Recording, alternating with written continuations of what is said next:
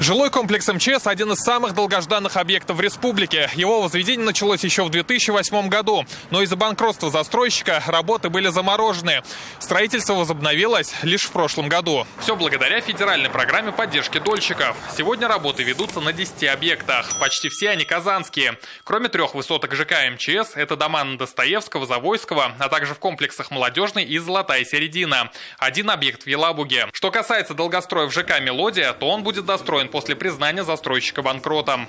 Темпы работ низкие, сроки предоставления квартир дольщикам пропущены, то федеральный фонд был направлен на обращение о том, чтобы, объявить о банкротстве данного застройщика.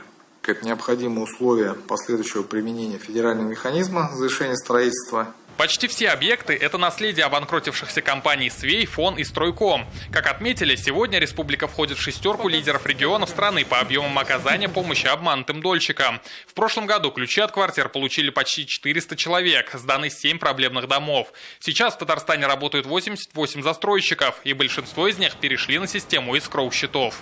Пропорция у нас на сегодня составляет 41% по старым правилам. Это порядка 800 тысяч квадратных метров, и 59% как раз с открытым эскроу-счетов через проектное финансирование. И как отметили, в России работают над тем, чтобы расширить ответственность инвесторов при покупке квартир, чтобы в одни руки можно было приобрести ограниченное количество жилья.